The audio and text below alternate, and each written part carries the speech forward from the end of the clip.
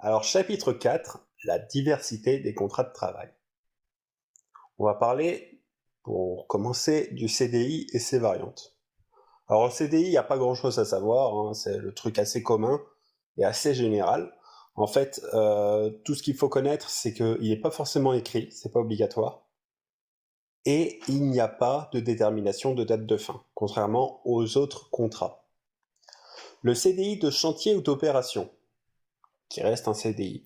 Mais, en fait, ça dure la durée d'un chantier ou d'une opération. Lorsque il y a la fin de contrat, il y a une indemnité de licenciement, mais contrairement au CDD, il n'y a pas d'indemnité de précarité. Il est possible de mettre bien sûr une période d'essai, il faut qu'elle soit écrite, je vous rappelle, et il y a pour la rupture de contrat plusieurs choses à faire. De base, il y a un entretien préalable, il y a une notification en lettre recommandée avis de réception, et il y a bien sûr un préavis. Après, il y a bien sûr des modalités avec tout ce qui est ACC. Pour les CTP, donc les contrats à temps partiel, c'est un contrat qui a une durée inférieure à la durée légale, qui est de 35 heures via la loi Aubry, et qui doit être obligatoirement écrit, forcément, pour avoir tous les détails dans le contrat. Concernant les heures complémentaires pour le contrat à temps partiel. Alors, par rapport à la limite légale, il faut que ça soit au maximum 10% de la durée hebdomadaire. Ou ça peut être un tiers si ACC. Ça peut pas dépasser les 35 heures, dans tous les cas, les heures complémentaires. Et c'est payé à 10% dans la limite légale, et 25% pour les autres, sauf ACC qui peut réduire ou augmenter, ça dépend. Lorsque ça dépasse la durée, la limite légale, le salarié peut refuser de les faire.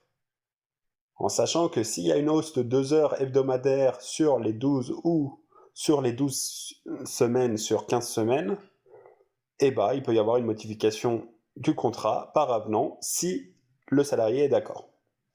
Tous les salariés avec un CDI ont les mêmes droits. On va maintenant passer au contrat précaire. Alors le CDD doit être écrit obligatoirement. Il y a plusieurs recours au CDD, soit pour remplacer un salarié, soit pour l'accroissement de l'activité, qui est soit temporaire, soit exceptionnelle, pour les emplois saisonniers, forcément, pour les recrutements d'ingénieurs, pour les CDD de projet, par exemple mettre en place un logiciel, dans le cadre de la mesure de l'emploi, apprentissage par exemple, ou pour des objets définis ou contrats de mission. Alors pour la durée du CDD, il y a des termes précis et des termes pas précis. Pour les termes précis, c'est max 18 mois ou 24 mois si c'est un travail à l'étranger. Et il faut savoir que cette durée est renouvelable 2 fois. Pour les termes pas précis, la réalisation de projets, comme on a vu avec le recrutement d'ingénieurs, ou tout simplement le retour du salarié. Entre chaque CDD, le délai de carence est de 1 tiers. Alors il y a des exceptions bien sûr pour ce délai de carence, par exemple si le salarié qui a été remplacé a une nouvelle absence, ou tout simplement il refuse le renouvellement de son contrat, ou il y a encore des travaux urgents. Alors lorsqu'il y a la fin du CDD, il y a déjà une indemnité de 10%, qui peut être ramenée à 6% si en contrepartie il y a eu une formation durant ce contrat. L'indemnité des congés de payer est de 10%, et il y a la remise d'un certificat de travail et remise d'un solde de tout compte, comme à chaque fin de contrat. La rupture du CDD peut se faire avec l'accord écrit des deux parties, accord amiable, par faute grave, force majeure, inaptitude du salarié, ça revient souvent, et l'embauche du salarié en CDI. Donc c'est une rupture de CDD, mais voilà, les deux parties sont OK.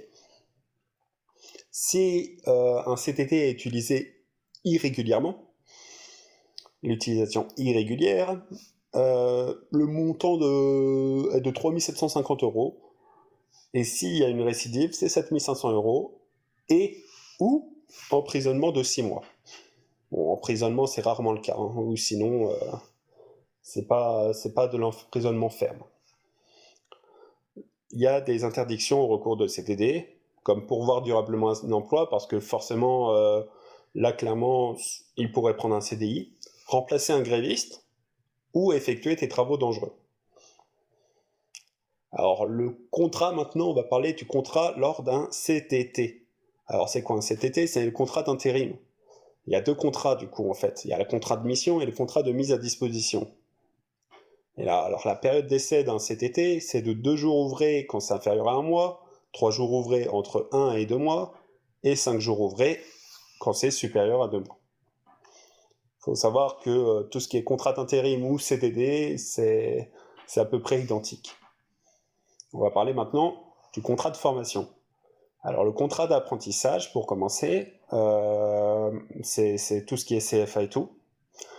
Le salarié est payé. Il y a une formation alternée entre l'entreprise et le CFA.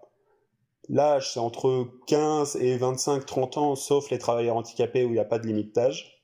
La durée est de 1 à 3 ans. Et bien sûr, il y a une obligation de suivre la formation et de fournir un travail pour l'apprenti. Normal.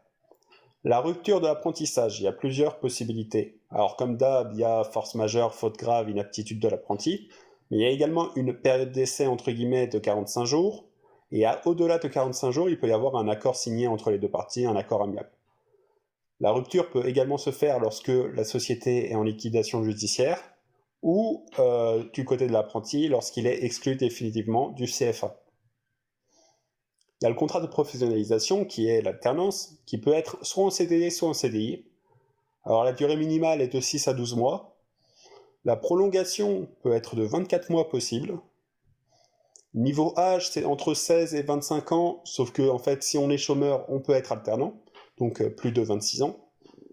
Un écrit est obligatoire dans ce cas-là. C'est forcément transmis à un organisme collectif agréé des OPCA. Il y a un tuteur qui est désigné. Et pour la paye, c'est un pourcentage du SMIC en fonction du diplôme et de l'âge. Maintenant, on va parler du portage salarial et du temps partagé. Alors, le portage salarial, c'est quoi? C'est en fait, c'est un salarié qui est partagé entre plusieurs employeurs, qui effectue des prestations pour autrui. Il y a une convention de portage. C'est un travailleur qui est indépendant, donc qui n'est pas sous la tutelle de n'importe quelle société. La société de portage facture les clients et verse un salaire aux consultants. Et la durée maximum est de 36 mois dans ce cas-là. Quant à l'entreprise à temps partagé, ça met à disposition d'entreprises clients du personnel qualifié et il y a ça justifie une garantie financière pour payer les salaires de salariés.